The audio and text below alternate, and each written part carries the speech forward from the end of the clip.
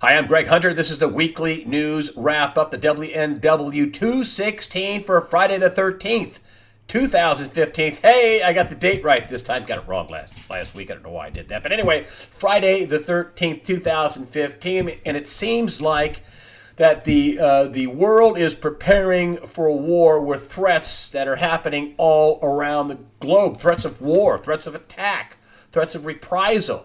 Threats of people saying, hey, we're angry. What are you doing? As nations to other nations. There's a recent incident where the U.S. flew a B-52 bomber over one of these man-made islands that China built in the South China Sea. They said, get away from our islands. That is just an ongoing thing. The U.S. says we're going to maintain the international waters in and around the South China Sea, and China says, well, those islands are ours. We have exclusion around them, 12 miles, at least 12 miles. That's not a good thing and not settling down. Then if you take a look at Russia, they leaked a weapon, a remote control, a drone torpedo or a drone submarine that is nuclear armed that they can float into some harbor on a coastline somewhere and destroy it with a nuclear weapon.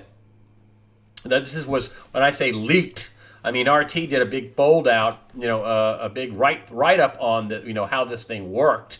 So I'm not so sure it leaked as it was a veiled threat to the United States that Russia could possibly do this.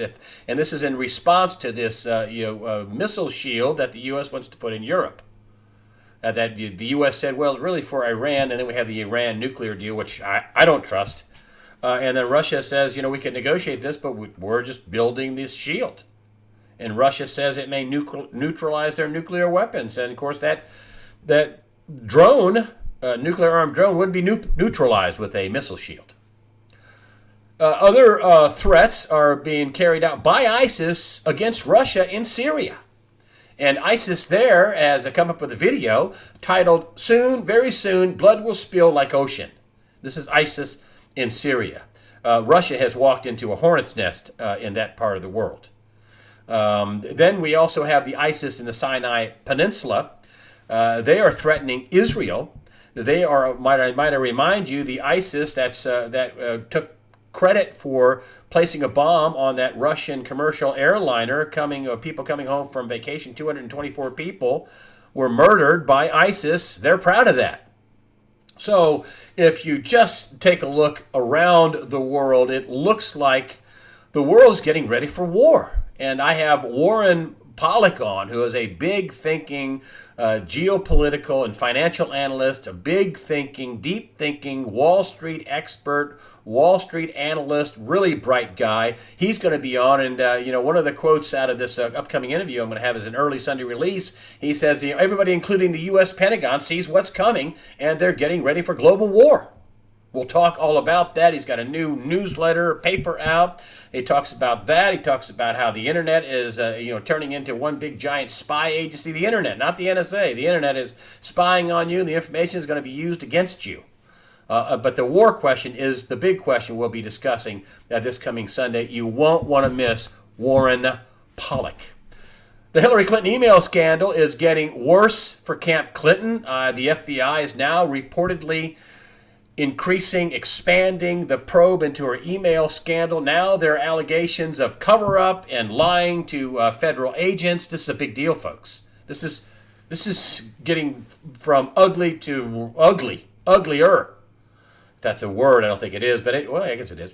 But listen, apparently it's not just Mrs. Clinton here. It's Mrs. Clinton and her staff that are under the microscope on this. And, there's plenty in Congress who have just blurted out, listen, if this doesn't qualify for gross negligence under the Espionage Act, I don't know what does. I mean, she had a private server, totally unprotected. That private server was backed up on a cloud, across the country in Connecticut, and anybody touching this server, anybody maintaining this server, nobody had the top security clearance, the national security clearance needed to even be around this server. And nothing was backed up. And many experts in the computer world say, oh, it was uberly hackable.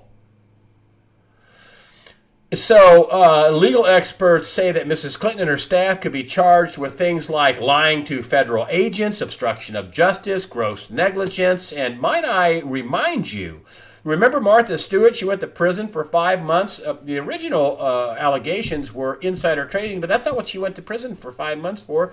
She told one lie to a federal agent in front of her lawyer in the office, and she went to jail for 5 months. She got convicted of a felony. These charges are serious, not just for Mrs. Clinton, but for her staff. Now, I wonder if they're going to start pressuring her staff to say who knew what, when, and where, and what was your role. And, I don't know if her staff had this security clearance, if they were seeing and handling these documents, but there are plenty of people in Congress saying, and listen, it's a foregone conclusion that this private server contained classified and confidential and top secret information that should have been protected properly under the law and under the laws that surround the Espionage Act. I mean, General Petraeus went to jail. He had to pay a $100,000 fine. He did not go to jail. He had to plead guilty to a federal crime and paid a $100,000 fine for having a stack of papers in his desk. This is serious, serious stuff, folks. And even if she's not charged, the stuff about this is going to leak out. And we haven't even gotten to what emails could be, recovered that were about her Clinton Foundation, which President Obama said, don't be doing that. He also said, don't have Sidney Blumenthal involved with the State Department. What came out in the Benghazi hearings? All kinds of information back and forth with her and Sidney Blumenthal, consulting her, and Sidney Blumenthal trashing the president. That's just salt in the wound. And please remember, the Obamas hate the Clintons. It's the Hatfields and McCoys. And Obama's the president. And I think she's already damaged goods. I do. I said this a long time ago, she would not be president. And I don't think she's going to be president. 28% of the people think she's, view her as honest. Everybody else doesn't. It's not good for her. Getting worse, not getting better. Federal Reserve, to me, just seems schizophrenic. I mean, they seem almost goofy. It'd be funny if it wasn't so serious for everybody's well-being and health, economic health. One day they're talking about, if it gets bad enough, we'll have negative interest rates. The next day they're talking about raising interest rates. Then you have stories this week about Janet Yellen being confused about wanting to study what they've been doing for the last 7 years, these unconventional policies. It's emergency policies, according to Gregory Mannarino. We still have, after 7 years, have emergency Federal Reserve economic policies in place. They're not unconventional. It's what you do in emergency. Remember '08 blew up, an emergency danger warning, and they cut interest rates and changed the accounting rules so you can have phony accounting, and started QE1 and 2 and 3 and twist, and who knows what they've been doing. And then we have this president out here, President John Williams. He is the Federal Reserve president in San Francisco. He is not John Williams of ShadowStats.com, who we know and love, but John Williams, the Fed president in San Francisco, says he's out with an exclusive story. This is a front page. This is on the USA Today. And the imaging here, strong case for rate hike. Hey, what? Excuse me? How can you say that? How can the reporter look at him with a straight face? I mean, even in the article, it says, global growth is, according to Williams, still fragile. But he also touts this paltry 2% growth. No matter what happens, we still have 2% growth. And he's saying he can raise rates. I mean, that's going to be, the third quarter, according to Hemke and Williams, all that's going to be downgraded. It's going to be revised lower. And they're talking about raising rates. I wonder if Williams has taken a look at the Baltic Dry Index. This is about global shipping, and here we have since July, and look at that little sled ride since July. Zoom, boom. I mean, it's nearly straight down since July. I mean, it's boom. It's unbelievable. The lower line is the average, with its not so great 30-year average. Here's another one for freight. This is rail and trucks. And it's the same pattern last year, same pattern this year, but the pattern is down. This is the pattern. It's down 5.3% in October. This is shipping down. It's going down, and that's also reflected in retail. Now, here's a little article this week about Macy's. And, Macy's is saying, hold on, let's get it to focus up here. Macy's is talking about disappointment in the third quarter. Come on, get in there. Let's see if we get, there we go. Macy's sales disappoint in the third quarter. I mean, they're talking about having a glut of inventory right now because sales have been so bad. I couldn't believe it, but I saw some of big banks analysts saying, well, the reason why there's a hiccup in retail and sales are off is because, the unseasonably warm weather in October. What? And here's some other headlines. It's just this week. These are easy to get, headline after headline. And if you take a look at this, this is CEO of world's largest shipping company. This is Maersk. Global growth is worse than official reports. Here's the next one. For U.S. firms with $4.8 billion in debt. Now this is the oil sector, and they warned this week that they may default at any minute. Here's another retail. Nordstrom plummets after abysmal results and slashing guidance. Now some of this may be people like. Amazon cutting into their action, but it can't be all that, folks.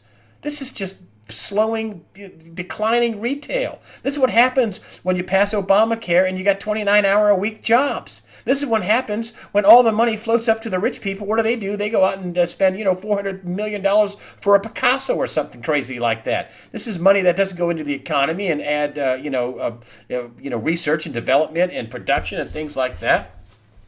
That's the kind of stuff that happens. The economy is tanking. Greg Manarino called me today. He's at TradersChoice.net, also a friend of mine. But he said, this is what happened in October.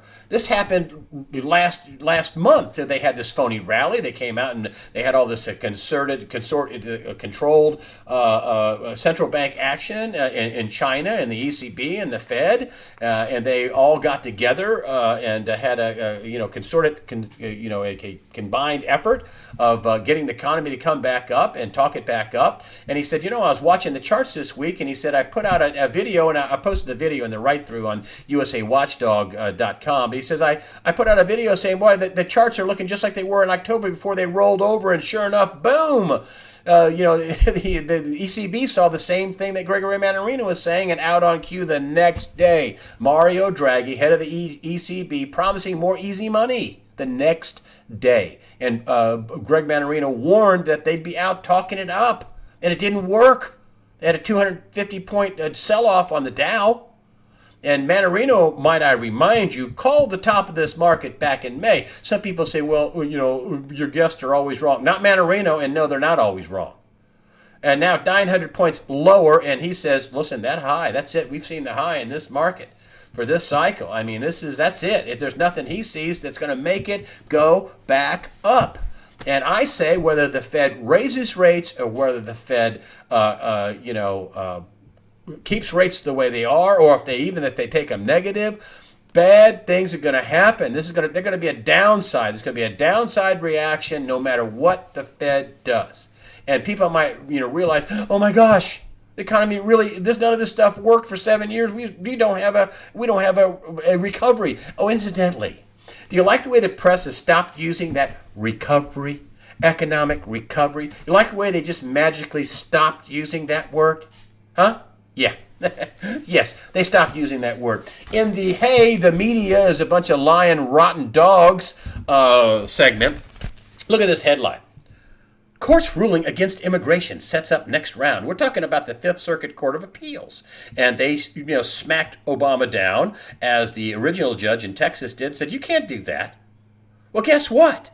Number one, look what they call it, rules against it. No, they don't rule against immigration. They ruled against illegal people coming here illegal and wanting to cash in benefits. That's what 26 states, led by Texas, sued over. They said, hey, whoa, you can't make these people basically de facto legal citizens and give them EBT cards and give them food stamps and give them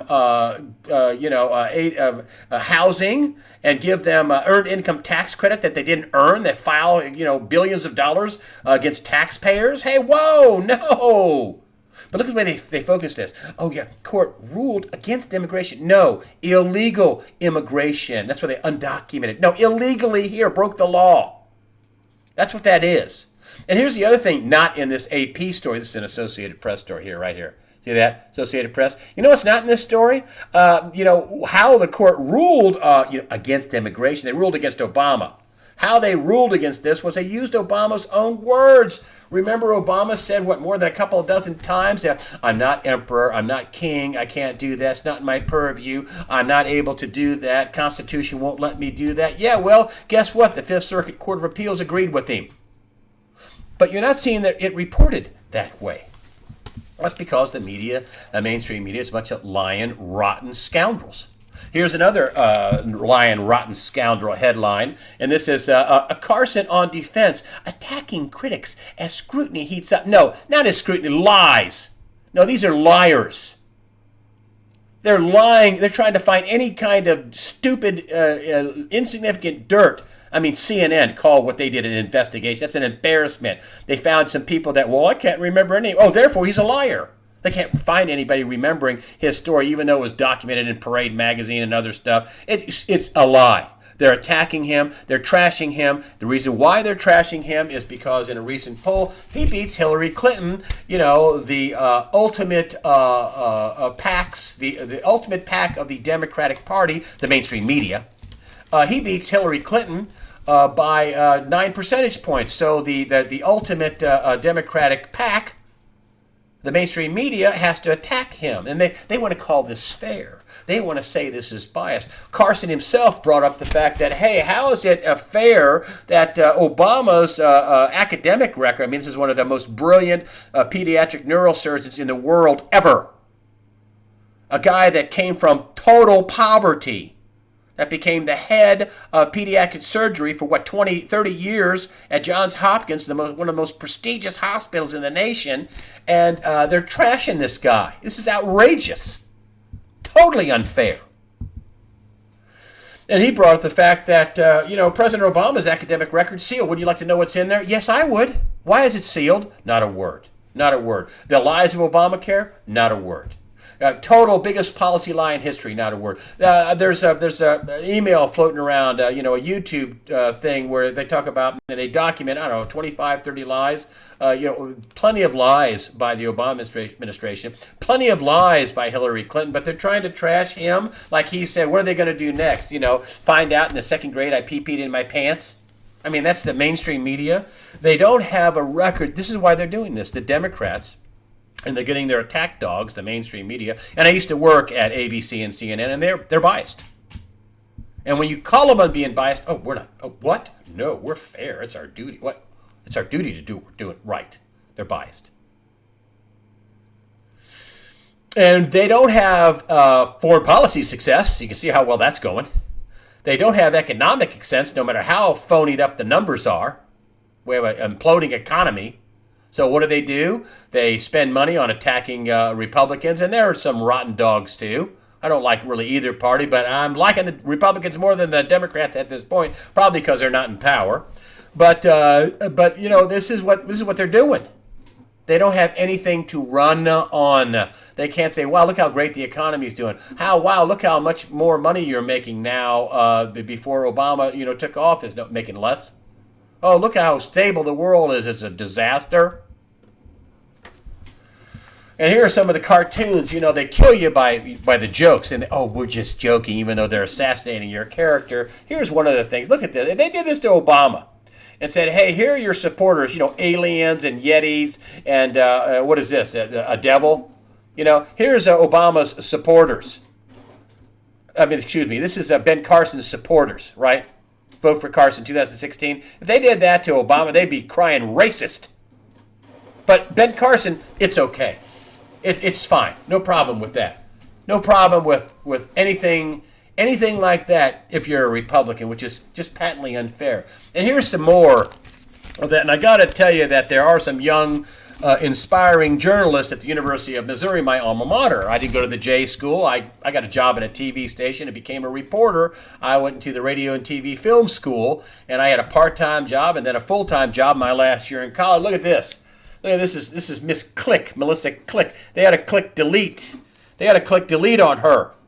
And here's the headline, and it's hey, the muscle against the free press. She was telling, hey, let's get some muscle and get these kids, get the press out of here.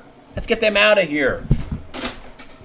That's what's going on with this. And these are, in this article it says, these are the people that demand to be heard, but they think nothing of silencing somebody else's viewpoint. And that's what this is about. I still can't, for the life of me, figure out what this president, he acted ineffectively. He didn't do enough. It wasn't that he was a racist. And when I was there, I'd see this racist. I was in the media. I'd have seen it.